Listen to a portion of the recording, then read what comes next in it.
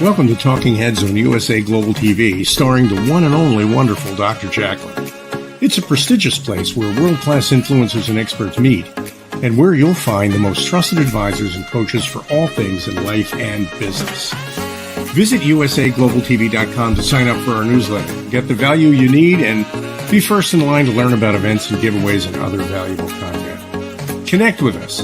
Email Dr. Jacalyn at usaglobaltv.com to talk about how you can become part of USA Global TV. That's USA Global TV, where the doctor is always in. Hello, everyone, and welcome, or hopefully it's welcome back to USA Global TV and Radio. I'm Dr. Jacalyn Kerbeck, and our show today is the Talking Heads panel.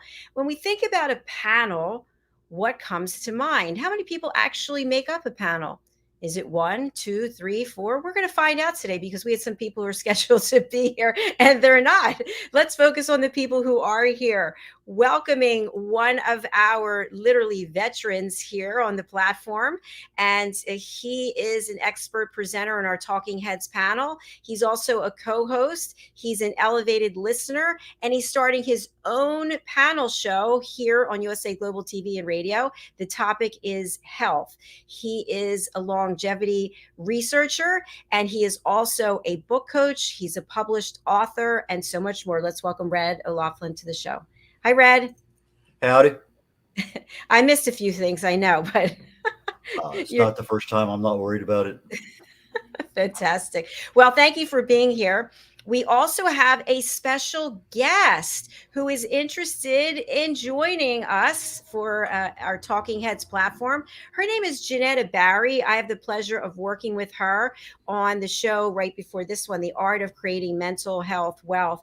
And JENETTA has an incredible backstory. She is a coach. She's a mentor. She works with people in hostage situations, negotiations, people who are suicidal, people who are dealing with grief. She's created something called the Epiphany Process, and she's also created World Jenny's Day in alignment and in honor with her daughter. So let's welcome her to the show. She is a good friend, and she's joining us from Oxford, England.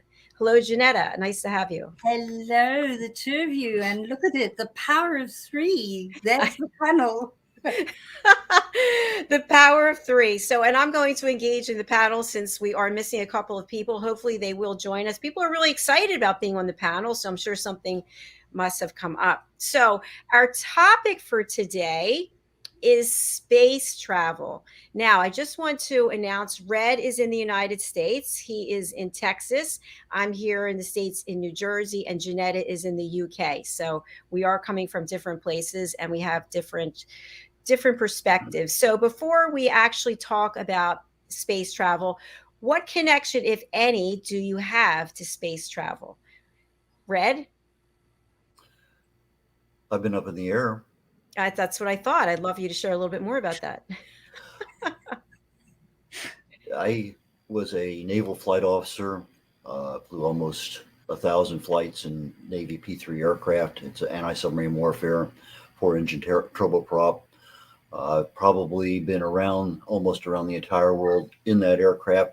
I've been around the world in other aircraft, but about 4,200 hours of flight time. And the area that I probably covered most is the area from just south of India in the Indian Ocean, above the equator, all the way around across the Pacific north and south, at least down as far as Tahiti, that's 20 degrees south, up past Alaska, up going north, and the Atlantic, probably from about the equator going all the way up to Iceland, and then going into the Mediterranean. So the area from the middle of the Mediterranean over to India is the only part of the world that wasn't operational. The rest of it, I've been pretty much everywhere. I've been 61 countries in the world, so that gives you a chance to travel a little bit, not necessarily in what we consider space travel, but at least traveling and seeing this world. Well, I certainly think that you're qualified to give an opinion because I have no experience whatsoever. JENETTA? Well, apart from flying around the world, that's about as qualified as I can be. I can say I was a child at school when when a man walked on the moon, and I watched Apollo 13 disaster and all those. So I've been around enough for all of that, but that's about my level of qualification, really. All right, we'll definitely take it. All right.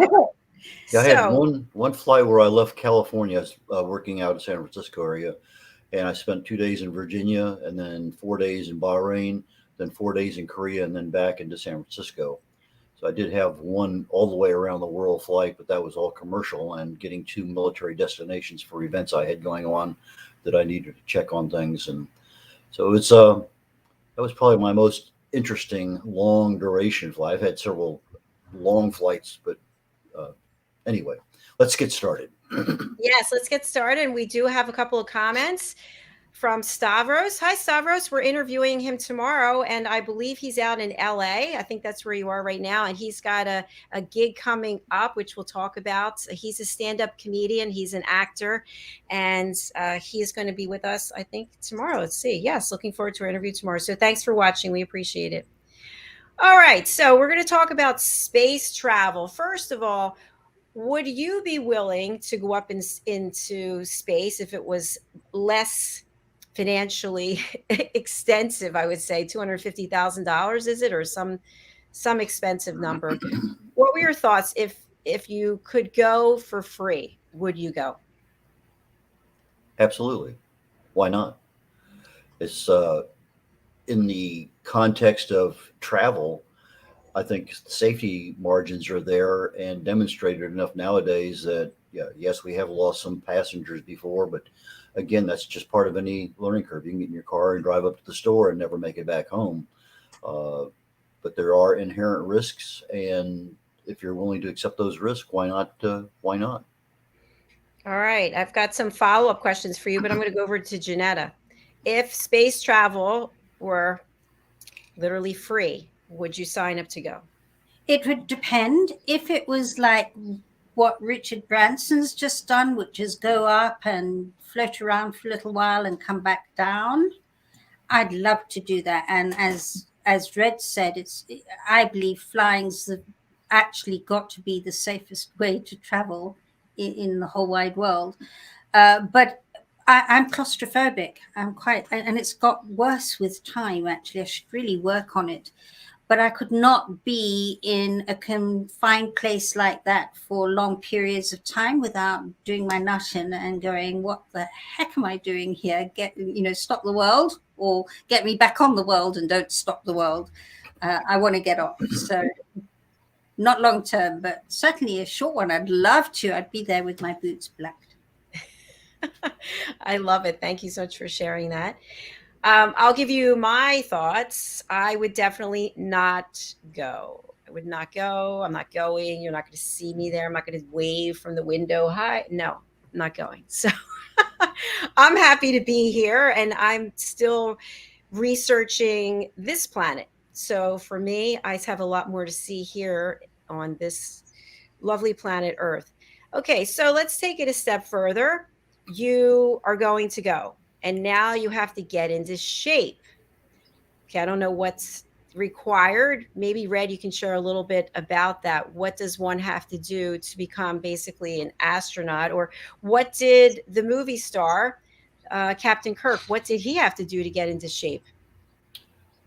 The physical requirements of the early astronaut program were quite vigorous. I mean, from the mental, physical, emotional, what we saw on the movie The Right Stuff really didn't go too deep into the physical requirements. But again, when you're taking off, that's when you are going to have the most stress on just about everything, including your body. And so if you have never experienced 4 or 5 or 6 or 10 G's on the body, in other words, if your hand weighs 5 pounds in an environment with 10 G's, now your hand weighs 50 pounds.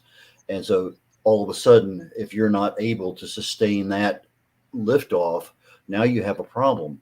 I'm certainly not an expert on that. I know from my Navy days, we had certain physical requirements we had to do, plus an annual physical that involved everything: eyes, ears, cardiovascular, everything that you could possibly check. And then that had to be maintained at a certain level. If you went outside a level for, say, blood pressure or some other particular, then you're pulled off. You're not allowed to fly. So there are some very stringent ones from the Navy aviation community, but I have to expect that the non-passenger space travel would not be near as stringent. I don't think that you would be allowed to go up there if you had several comorbidities. That we hear that term used quite a bit here during the pandemic, especially some long-term issue that could require medical treatment, and you're 2 weeks out and can't get back.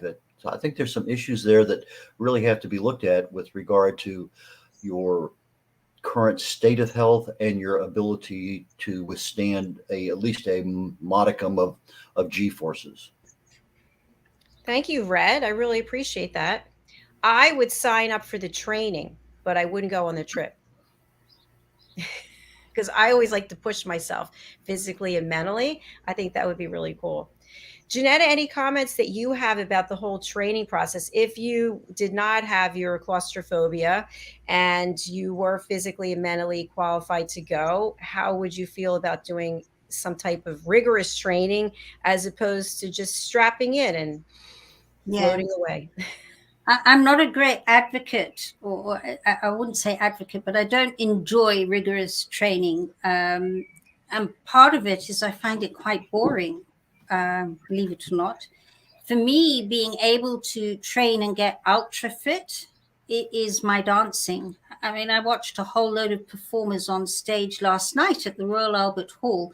You've got to be ultra fit to do that dance that they were doing. So for me, I'd be bypassing that particular form of training because it leaves me feeling don't really enjoy this. So I more than likely won't get on that whatever it is. It'll be a plane, won't it? I don't know what the future is. Well, maybe they can install a dance floor and you can twirl away. I said we should do a cabaret now. Here we go. So let's take it one step further. You are going to go, you're not going to go, and it turns out that you have an opportunity to live on another planet. You can be part of building a community on another planet. Red? Absolutely. I knew it. I knew it. Now, are you going to take your family with you or are you going alone? Well, I don't think you have much choice on something like that. Obviously, we do see movies where there's family living somewhere. And I think you see a lot of that nowadays in some of the more contemporary movies where they have a much larger population somewhere. But given our current state of affairs here in the United States with the space program, hardly likely that you would have your family. Now, I had read something many years ago, I'm going to say 20, 30 years ago, that a particular historian postulated that had the Dark Ages not occurred basically from around 400 to 1400, we would have put a man on the moon in the year 1000. And he was saying, what would the world be like today if we landed a man on the moon 1,000 years ago? And I thought that was kind of a very interesting thought process because it does allow you to say, well, take a look at how much we've done here just since we put a man on the moon in 1969. That's been not that long ago. And all of a sudden we are taking passengers up and we're landing rockets right back down on platforms and reusing them, and just so many different things going on. We do have limits, but I think a lot of those limits are being broken all the time. I would agree with you. JENETTA, what would you like to add? No, I wouldn't. Period. I mean, if you take all the above that I was saying, I love breezes for obvious reason. I love open windows. I love seeing the breeze in the trees. I love the open air, the trees, the sea, whatever it is. I love all that. I would really battle on another planet. Maybe if I was 50 years younger, I'd be okay, but not at this stage of my life. I'm happy where I is. But you All could right. always go. You could always go to the holodeck and put in any program you want and be anywhere Well, in the this is world. true, but I'll go, this isn't real. But I'll touch virtually, it it. looks so close, and you can certainly enjoy. Yes. Yeah, with what we're doing right here, I would love to have this when I was in Vietnam. I mean, back then when I wanted to talk to the family, I had to get on an HF radio, and somebody would be in two different places, and I would say something. It's like say, "Hi, over," and then I had to wait for my wife to come in and say something, and then she'd have to say over because two people are flipping switches on and off in order to transmit that information via HF. And so you get all the way through, and then two people are listening to your conversation in two different parts of the world. And we've come from that to a phone call overseas that have been, sometimes not so bad, but most of the time there always seemed to be a 2 or 3 second delay. You'd say something and you'd hear yourself 2 seconds later say it, and then you'd wait. And then all of a sudden now we have communications that are almost instantaneous. I mean, take a look, JENETTA's in the United Kingdom. We're here and literally it's instantaneous. And then we've gone from just the phones to the video to why not have the ability, if we are living some other sphere, in order to have literally a almost real, virtually real family there with us whenever we want. I mean, that's what a lot of the people are having now when they're deployed overseas. They have their ability to take their cell phone and talk to family. Yeah, it's not quite the same thing, but it's a hell of a lot better than not having that ability at all. It's a point because basically we're in virtual reality now, and I consider you to be one of my newest good friends, Dr. Jacalyn, and we haven't actually met. It's very true. And a story I'll share with you on Sunday that just passed. I was at the Take Steps Walk in Philadelphia, Lincoln Financial Field, and one of our team members actually drove up from Virginia to meet me, Kathy Fulton, and she was standing right in front of me. I do 3 shows a week with her, and I did not recognize her. She was literally right here. There's no one else there. And she said hello. And I was like, oh my gosh, it's Kathy, because I've never met her in person. So to your point, it is so possible. All of my friends are on this system, this platform. It's amazing. And to think about traveling all over the world to get together for a dinner or a lunch, it's not possible. But yet you can still build really strong relationships. So based on our discussion today about space travel, if the technology is there that we could have regular communication, it sounds like it is, then that certainly would make it a lot more enjoyable, I think. I think the thing that doesn't make it enjoyable is if you want to go out and have a nice steak tonight, or fish or seafood or pasta or whatever it may happen to be. I don't think those options are nearly as available in places that are, say, a bit restricted in getting to the local diner. Well, plus, what about that spacesuit? Like, I don't know, for civilians, do they wear the spacesuit? They must. I'm not sure what they wear to take off and land. That's the two most dangerous parts of any kind of travel in the air. You get in the air, and then the rest of the trip is generally pretty safe. And then again on landing. So your takeoff and your landing are the two most dangerous part of any kind of air travel. And I would imagine the same thing on the space travel. But once you're outbound and your constant velocity or whatever you're doing, I don't think there's much of a need. We don't see our up in the space station, you don't see everybody wearing a suit up there. They're just in their everyday clothes for space. So whether you would wear one strictly for takeoff, I don't know. But then again, we're not doing extra vehicular activity where we're outside the spacecraft doing something. And so I don't think the spacesuit is a big deal. I really don't. Okay. Well, Jeanette is not going to be there anyway, but if she was there, she might be outside of the spaceship dancing away. We're going to take a quick break and hear from some of our sponsors. And when we come back, we're going to turn our discussion to procrastination and this fear that we have for personal development or personal growth. And why do I say fear? Because there's so many ways we can improve ourselves, but yet we have excuses about why we're not going to do it. So let's have a chat about that, and we'll have more conversation. Obviously, our panelists are not coming, so we will carry on. All right, let's take a moment. Take a moment. Take a moment. Take a moment. Take a moment. Take a moment. Take a moment. Take a moment. Take a moment. Take a moment. Take a moment. Take a moment. Take a moment. Take a moment.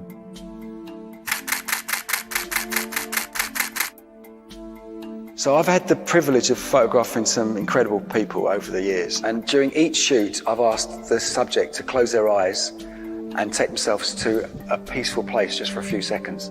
I've found that this really helps to refresh the energy between the camera and the subject. They had an energy that was quite special and quite different from the rest of the shoot. The collection grew, and now it feels the right time to use it for something good. I think it'd be amazing if we could help to raise awareness and involve people in the discussion about mental health. So what we're asking to do is for everyone to upload their own self-portraits.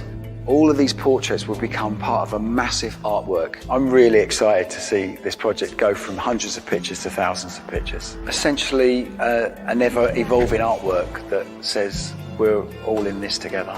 Close your eyes and take a moment.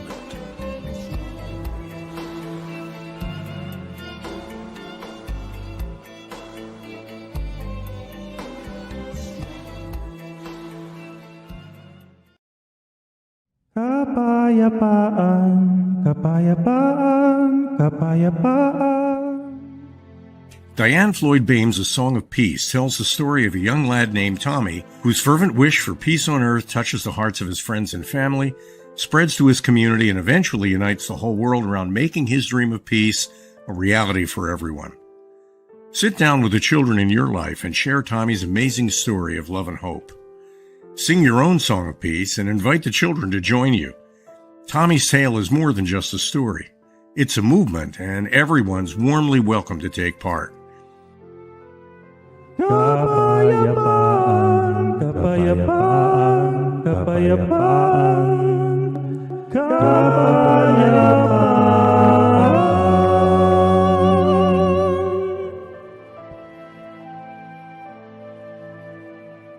You'll find A Song of Peace, along with many other wonderful learning and enriching opportunities for children of all ages, at DianeFloydBame.com.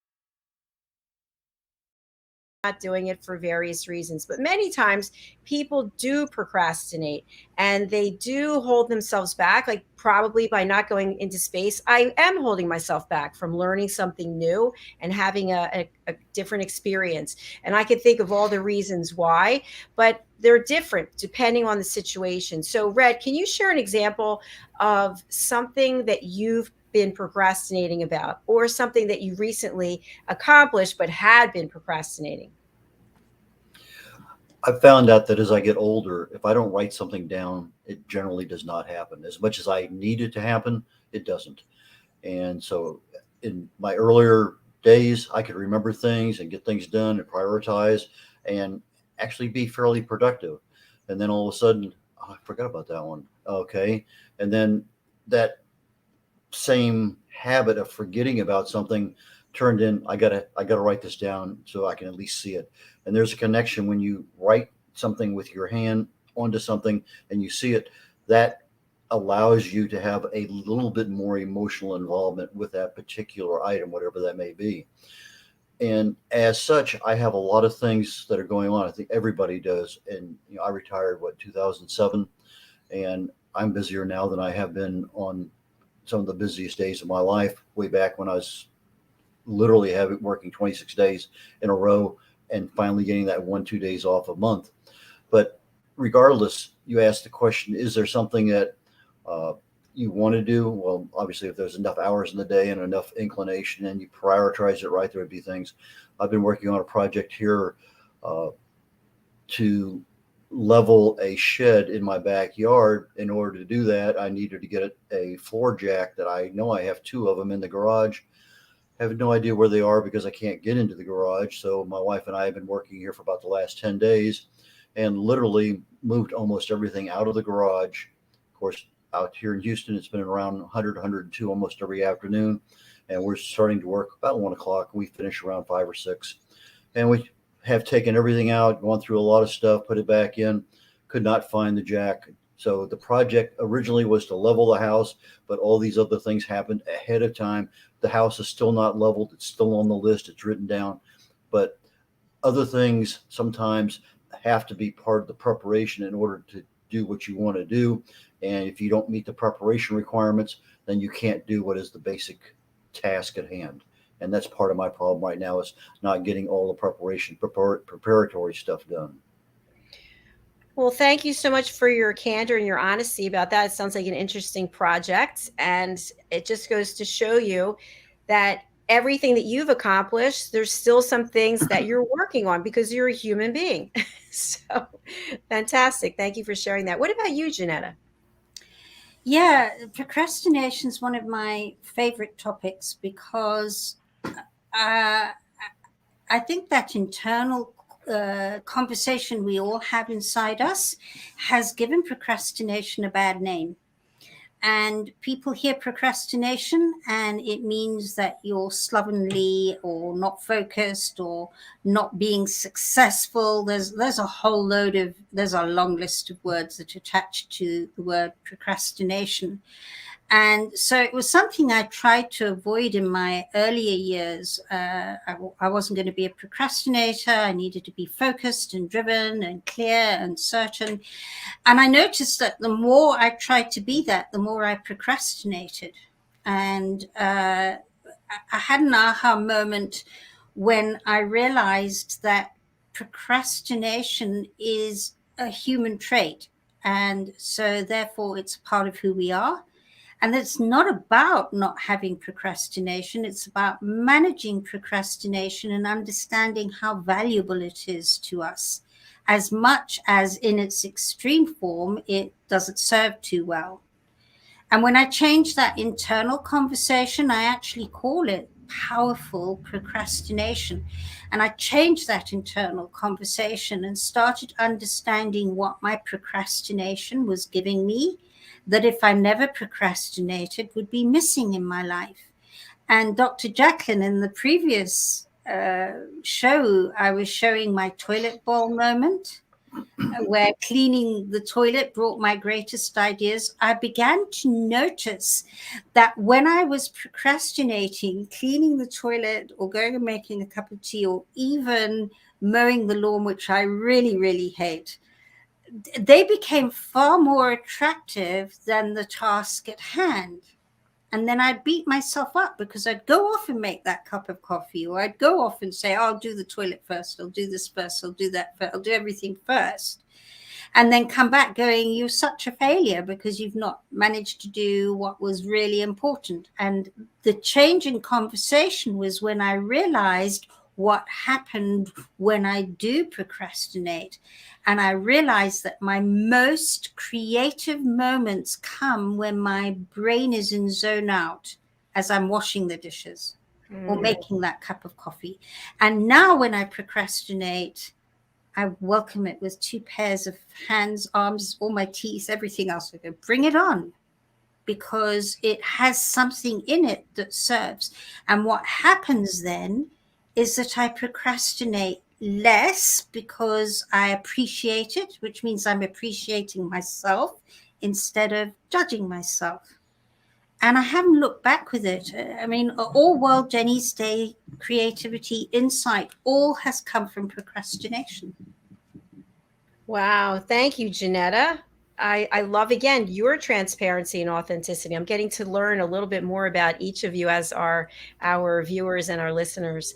We do have a comment from someone new on the platform, Arcana Sharma. Thank you so much for watching, or we really appreciate it. Love to know where you're watching from and anything that you're procrastinating about. So I'll share mine. So you two have been so gracious. I have been putting off getting a physical and getting my blood work done. Red, I shared this with you. So it turns out I thought the last time I got my blood work was 2019. It was actually 2018, which is really horrible. And so I kept putting it off and putting it off because I have health issues and I didn't want to find out that they had gotten worse, because if they got worse, I'd actually have to do something about it. And as ridiculous and immature as it sounds, from an intellectual standpoint, I understand it, but from an emotional point of view, I didn't want to deal with it. So in making the appointment to get the blood, I got the physical, but they didn't do the blood work there, which I thought was, oh, great, I could push it off even more. And it turns out I have insurance that's an HMO where you need referrals, which I don't recommend. Anyway, I got the referral and I made the appointment at the lab, and I couldn't find my referral form since when I left Florida to here. And I knew exactly where it was and it wasn't there. So I thought this was a sign from the universe, from God. Do not go for the blood work. And so I called up the doctor's office and they faxed a copy to the lab so that I could go. And I went yesterday and there was a long wait and all these questions. And I thought I meant to leave. And I stayed there. And anyway, the test results came back today and I'm in great shape. Thank you. So I tortured myself for all that time.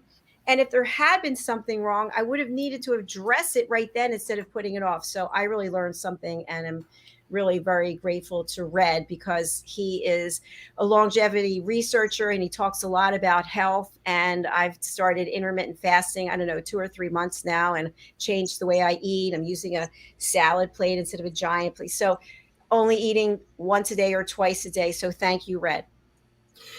Before my health and wellness habit started, I was writing, speaking on motivation, self-improvement, self-esteem. And when I'd write my blogs, at the very end of it, I would say, choose your distractions wisely. That was my sign off. You know, nowadays it's more health and health related. But even when you choose your distractions wisely, after a while, and I think JENETTA hit it on the head, you have to be able to manage your procrastination. And I really thought that was a very key part of what she just said, because if you choose your distractions, you're really not allowing the whole world to come into your being, because it just, you're taking a sliver and saying that's the only thing I want. And it may be that's what you need for today, but in the big scheme of things, you need the ability to take some of those distractions and allow them to come front and center, and you conquer them. That you don't go, oh, let me just go down and watch TV for a while, or go. You need the challenge of being able to recognize them for what they are, a distraction, not filter them out so you don't even see them. And so I kind of gradually pulled away from choose your distractions wisely and just started leaving it off, because I think you really do need the full gambit of what are they and recognizing them for what they are. And then when you can recognize, I don't need that right now, then that goes off to the side. Whereas before, you'd reach out and you'd grab a hold of it and you wouldn't let it go, because that was what kept you in your comfort zone or whatever activity that was going on at that time. And as a result, all those items on the checklist never got done because you were involved with something that you felt more comfortable with. Yes, I definitely agree. Thank you for sharing that. We'll discuss it a little bit more. We do have a follow-up comment from Arshana. I hope I'm saying your name correctly. I feel it's a way of coping with challenging emotions and negative moods induced by certain tasks: boredom, anxiety, insecurity, frustration, resentment. Who would like to respond? I love that. I feel it is a way of coping. But still, if your internal conversation is saying, I'm using this to cope, sometimes you can use it as an excuse, and sometimes you can use it as a hitting stick.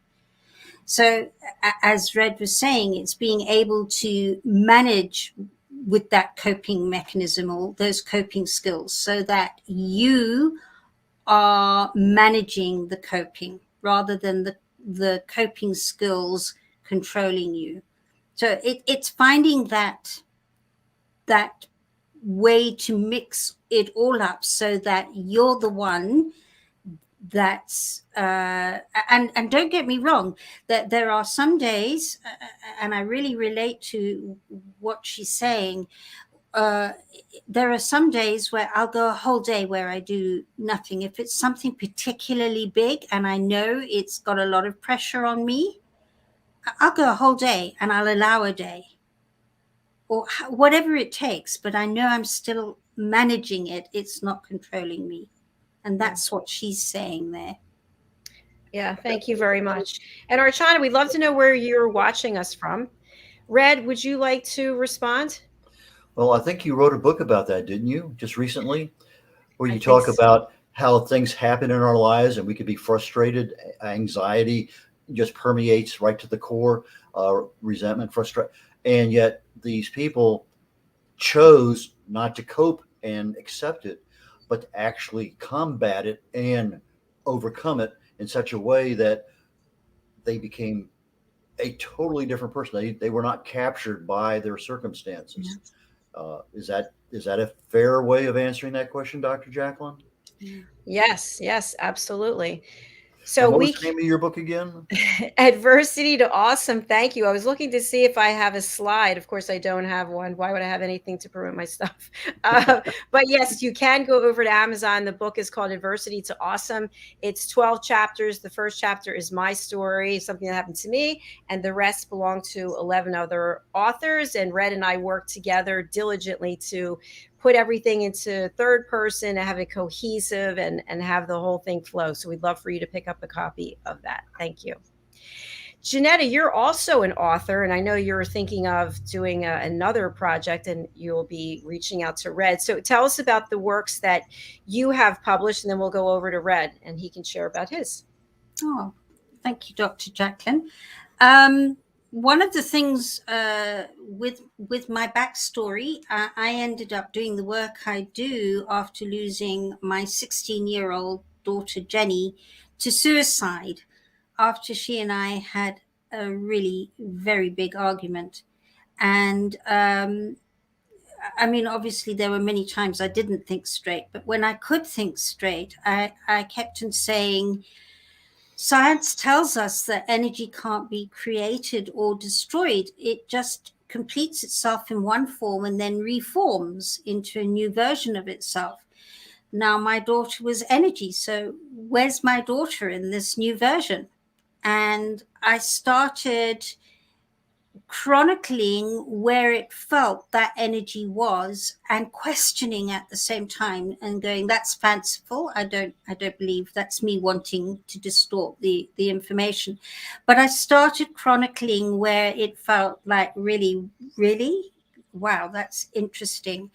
And over a course of 4 years after she died, I kept those chronicles. And then at the 5th year, I started putting them all into a book. It's a very slim book, 79 pages, funnily enough, because 7 and 9 are big numbers with Jenny. And it's called Full Circle Rainbow. And it's a very simple way of being able to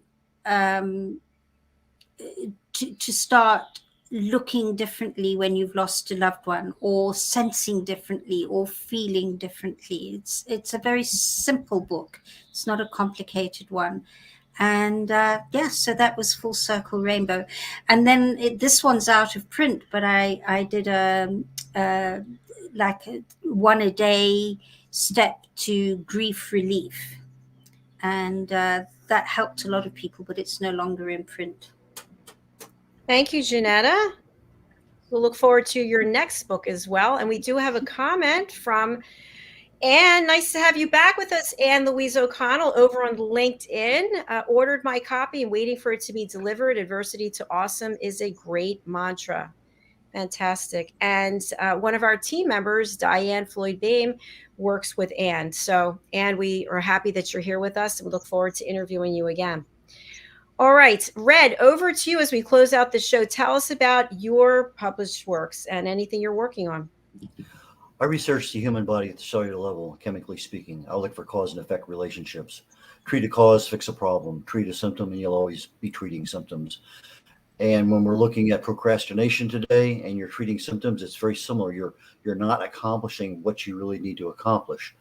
But my works primarily focus on aging, longevity. What causes you to age? What can you really do about it? There are two primary causes of aging, and then there are a whole lot of factors that people think, well, this causes aging, but no, there are some underlying physiological things that happen. And that's what I write about. And when I look at the causes of disease, whether it be age-related diseases, I look at each individual part of that. Now, I did a section on heart health here just recently. We finished up, and there's about 20, almost 20 causes of actual things that can create a problem in the heart. And we went through each one of those and talked about them and what the genesis of that pathway was and what you could do, or at least recognize that you could do something about it. Right now I'm doing a presentation series on stress, and there's all sorts of different aspects of stress. But I look at what are the root causes in order to be able to say, well, okay, fine, I recognize what it is. Now what can I do to stop it? Or in some cases, what do I need to do to accelerate it? Because maybe I need more of that particular thing. But that's what I do. I speak, I write on health and wellness. I love that area. My first love before I ever met my wife was chemistry. I didn't get a chance to practice it because I got an invitation to Vietnam. But 31 years in the Navy, and coming up here very, very shortly, just in a couple weeks, it'll be 54 years with my wife. Thank you so much, Red. I appreciate that. I appreciate both of you, and it's so much fun to work with you. And I'm just going to share a little bit about how we're working together on another project. We do have a comment, a follow-up from Anne. Thank you, JENETTA, for sharing your story. What a terrible loss, but great message on how to work through grief and the belief that your loved one's energy continues, something I believe with all my heart. Thank you, Anne. Thank you, Anne. And she also writes, love Red's message too. Thank you so much, Anne. All right, so as we close out, our next show is coming. I just want to share with our audience the fact that Red, JENETTA, and I are working together on a new project, as well as some other people are working with us. And this is it. This is the first of 7 books to come. And the title is The Amazing Adventures of Lady Ella, the Listening Mentor.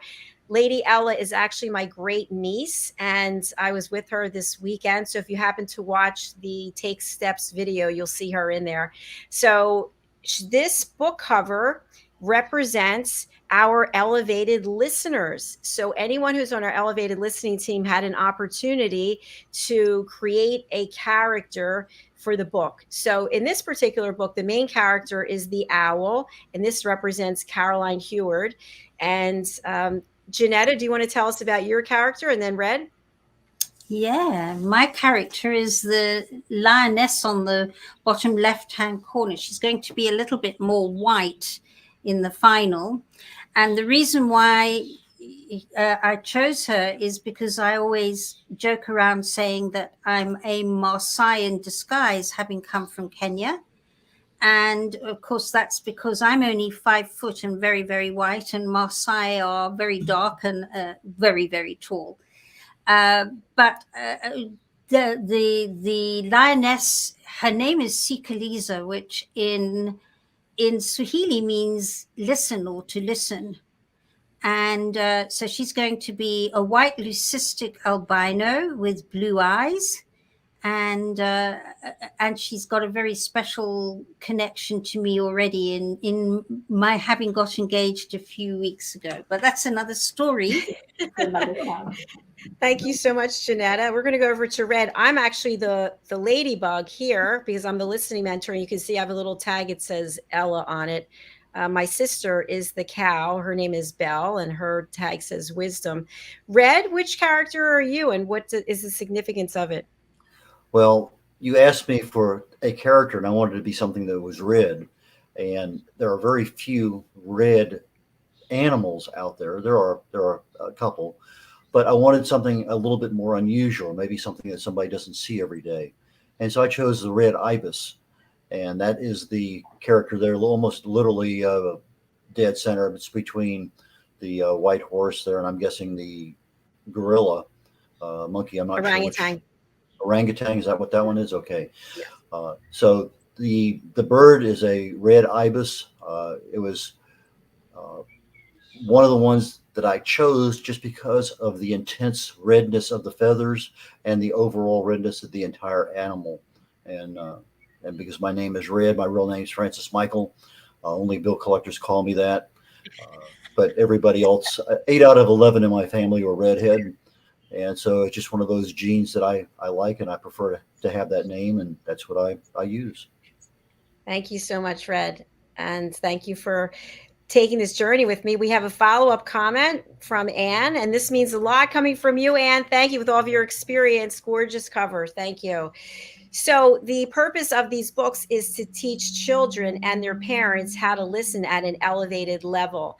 And as we progress through this series of 7, the characters will have an opportunity to continue through on all 7, depending if they want to stay as go to a main character or be one of the friends of the main character or stay as a support character. And then new elevated listeners are also invited if they want an opportunity.